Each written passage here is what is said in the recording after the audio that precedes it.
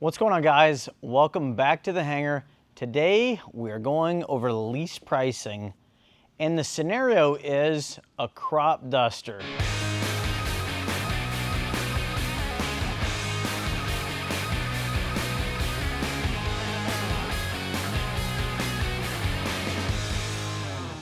The aircraft is worth $850,000. It's a Grumman Bearcat, and it's an aircraft that brings in cash. One, that tells me as the lessor, I'm relying on the airplane and the operator. It's two forms of collateral, if you will.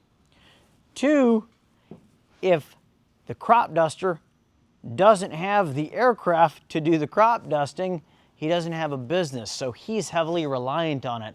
So he is going to personally ensure that the aircraft continues to get paid for. I'm going to show you how to actually structure this deal from a finance lease perspective.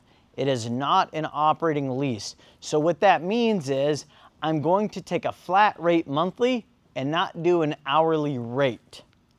This is how we're going to structure this. We always start off with terms and pricing. The terms for a deal this big, and to de-risk it for myself, at minimum, for how I would underwrite this, is 5 years. It's also going to be a net lease. That is akin to a triple net lease. What that really means is the crop duster pays for everything, and I pay for only the mortgage. I'm still taking on a huge capital risk, but he's taking on the operational risk. Taxes, insurance, maintenance, any unforeseen circumstances. If the airplane's down for 2 months, I'm still entitled to that rent check. That's really what it means. And it's a fair way to share the risk on both sides. Number 3, paid in advance. You ask me, Chris, what does that mean, paid in advance? Well, it's the opposite of paid in arrears. That has significant meaning. The meaning is he doesn't use the equipment until I get paid. And then he gets another 30 days of use of that equipment. Now, paid in arrears is the exact opposite. He uses it first, and then he pays me for the use 30 days in arrears. That's like accruing interest, if you will. I don't want to do it that way because I'm essentially giving that farmer, that crop duster, 30-day loans every 30 days. That's what it's comparable to. So for us, on our cash flow conversion cycle, the sooner I get paid, the quicker I can churn that money into something else. So I prefer to get paid in advance. Some operators prefer to get paid in arrears, or if they're doing power by the hour, which is an hourly rate, they can do the arrears model. But I prefer the paid in advance model because it works better for our cash flow. Lastly, and this is probably one of the most important ones, your end of lease options. There's always 3. You have the option of purchase, which here I put fair market value.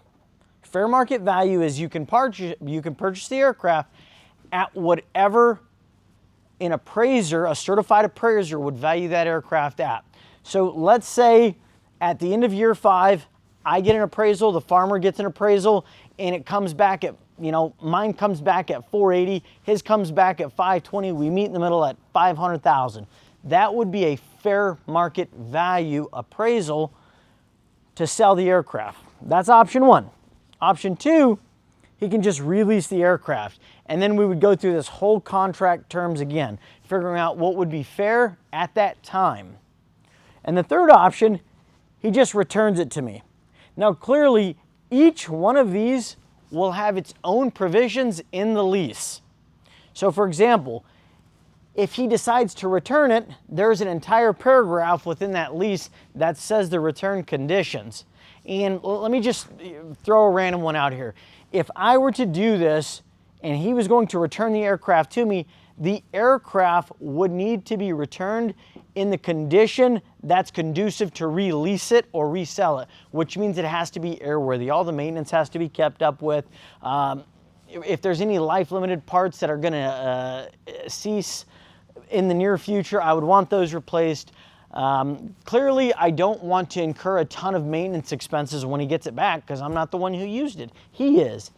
And then the same would hold true for a release or a fair market value purchase as well. All right, now that we've covered terms, we need to cover our lease price. I priced this based off of a 17.5 roughly yield, 17.5% yield of the aircraft value per year. If you take this number and figure what your annual rate over 5 years would be, you would get 17.6%. That's a really good return for your money. So I worked in my yield to ensure that I didn't have to charge anything extra to make it worth it for me. I built in the yield to the lease price. The lease price is $12,500 per month. The annual lease is $150,000 per year. And again, this is paid in advance. So he would pay me January 1st, he'd be able to fly it until February 1st. If he didn't pay February 1st, he'd be late. And then there would be provisions in that lease on what I would do for late pays and things like that. Everything is spelled out in the lease contract. What's due at signing? You have your first month's rent and your last month's rent, which is $25,000. Then you have a security deposit of $25,000. That is to protect me as the lessor. Let's use a scenario here. We get to year 2. In year 2, the crop duster has a heart attack. And the family doesn't know what to do with the airplane. And they don't have anybody else that can fly it. This $50,000 deposit right here would allow me to get it into a condition to release or resell and pivot. It's also used for default provisions, all kinds of stuff, but my scenario in this one is not the farmer defaulting, something bad happened to the crop duster, and we use that 50 grand to become a buffer, if you will, if I need to pivot. So this is risk reduction. If you continue to hear the theme in what I'm doing, it's always about risk reduction. Risk, risk, risk. That's the number one thing I look for as an aircraft lessor. I reduce that risk via my terms and my pricing. Now, the benefits. One, we're going to start with me. It's a strong yield. This yield gets me 17.6%. That beats the S&P 500 all day and a Sunday, year over year. But it comes with its own set of risks. That's why I only do leases for airplanes. I don't do anything else. I'm constantly evaluating my portfolio, my airplanes, my lessees. I'm fully in the trenches with my customers. And I build this based off of what my customer needs. That's something that I didn't harp on enough at the beginning of this lecture. The lease structure and the lease pricing is based off of my customer. I wouldn't sell my customer something that wouldn't benefit him. This was negotiated between I and the crop duster prior to executing the lease, so we know it works long-term for me and him. Number 2, the security deposit. Guys, think about it. If I'm a professional aircraft lessor, I don't just have one of these. I have 50. Now multiply 50 by 50,000 and put that into an interest-bearing account year over year. Your security deposits are now making you money. Happens all the time, guys. We call it capital efficiency. A lot of the times, big firms use T-bill ladders, CD ladders. What that is it's a short-term investment on a 3-month cycle that gets reinvested into a 12-month deal, if you will. That way, every 3 months, you have something maturing. You have a liquidity event, so you're always liquid. And it's a great way to have a riskless investment and not have your capital sitting. All the big firms do this. It's a very normal occurrence. Number 3, net lease. Who's in a better position to take care of this crop dusting aircraft? Me or the crop duster out in the field actually looking at the airplane, working on the airplane, knowing the airplane? Well, clearly the crop duster is. And I would have to mark up the maintenance if I were to contract it out. That would slow the farmer down and cost him more money. It economically makes sense for both parties to structure this specific lease that way. Keep in mind, I said this specific lease. Not all leases are net because not all situations are beneficial to be net. But this one specifically is because it benefits the farmer, the crop duster, and myself because we're both not in positions to sink ourselves to always ensure that this aircraft is being utilized to the best of its ability. So in this particular situation, a net lease really benefits me, and I should have put it on this side as well because it really benefits him. And then last, one of the huge benefits to me is that I retain the aircraft, okay? So let's break this down. Just at 50%, if I cut this in half, and this is $425,000, I still have massive value in the aircraft at the end of the lease. We call it residual value. So at the end of 5 years, this $850,000 asset is now only worth $425,000. All right, so $425,000 is my base. Now we multiply $150,000 times 5. Let's do the math on that. $150,000 times 5, that's $750,000. Okay, so this $850,000 asset brought in $750,000 in a 5-year period, and it still has a retained asset value of $425,000. Now, yes, I would have to calculate my cost of capital, depreciation, all that stuff, but the back of the napkin math seems to work out so far. So that's a huge benefit to me as the lessor.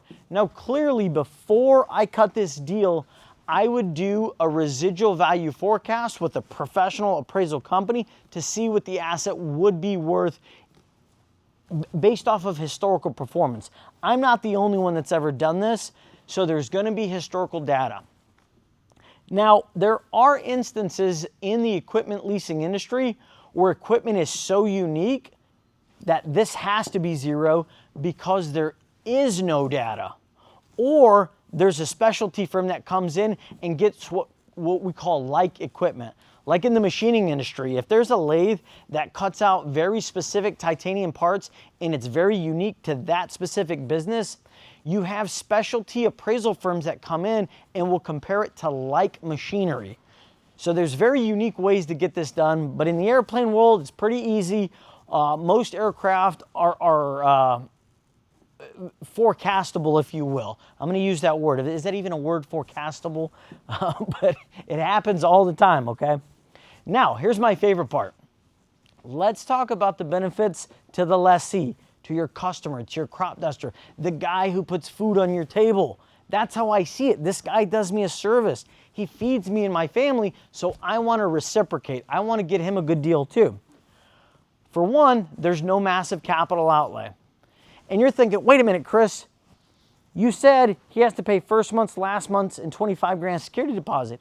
$50,000 seems like a fairly large capital outlay. No. Let's compare this to a loan. If you were to do this at 70% loan to value, let's figure out what a 30% down payment would be. So I'm going to do $850,000 times 70%. That's $595,000. All right. So we're going to do $850,000 minus $595,000. That's a down payment of $255,000. So when I say no massive capital outlay, we're talking 80% less cash up front. It's not a complete 100% financing option, but it's significantly less. And that's huge for the farmer because he has operating expenses. Just because he has the right to use the airplane doesn't mean that he still has all the cash to operate it. So I have to understand the farmer's business. I have to know that he needs cash for fuel, insurance, maintenance, spray, marketing, any employees, shop hands. This guy has a ton of expenses, so I can't take a bunch of cash out of his business or I could cripple him, which isn't good for him or me. Number 2, predictable costs. The farmer, the crop duster, now can see this 5 years out. From a capital budgeting perspective, this is huge.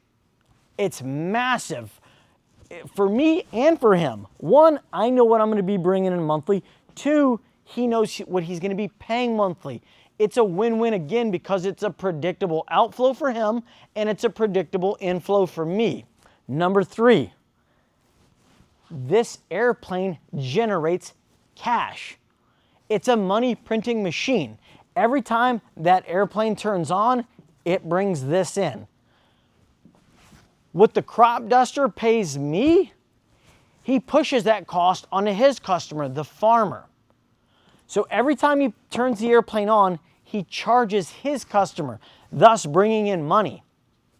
I know his business model, he knows mine. We're business to business. We partner up to figure out what he can charge his customers. That way this is paid, this money keeps coming in, and he also generates a profit. That's the beauty of business to business. Both of our goals, me and the crop duster, is to keep this airplane generating cost at all times. Anytime the airplane turns on, the money printing machine turns on. That's why I'm so enticed to do these kind of deals. Both of us on the lessor and the lessee side is incentivized to utilize the equipment because it prints cash. Lastly, and this is my most favorite one, I am his capital partner. Although we don't have an official partnership on paper, that really is the case based off of what I just told you. The more I can help him utilize the aircraft more, the more he makes. The more he makes, the longer he's going to keep my equipment. It all comes full circle. If this lease works out and the airplane continues to generate cash, he's going to purchase the airplane from me or he's going to release it from me. And I'll tell you why those are the most predictable outcomes. When you operate an airplane and you know it intimately, it's very difficult to onboard a new airplane with maintenance and logs and the logistics around it. If I've been operating this airplane for 5 years, I know it like the back of my hand. I know how it flies, I know how it operates, I know what the operating temperatures are, I know what the operating pressures are, I can hear certain things going on with the aircraft, I know the logs, I know the value of it, I know how it's going to perform, and most importantly, I know its operating costs. I know what it's going to cost me. I understand these things intimately. So if I sell it or I don't release it as the crop duster, I have to learn all of that stuff all over again with a brand new airplane. So there is a high likeliness that the farmer's going to buy it from me or he's going to release it from me because of those reasons I've just stated.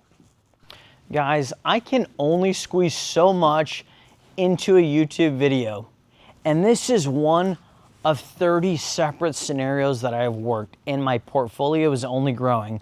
I'm putting on a massive course that breaks this down step by step through multiple scenarios that I can't fit in one YouTube video. If you guys find any value in what I'm doing, stay tuned. I've got something huge coming for you guys.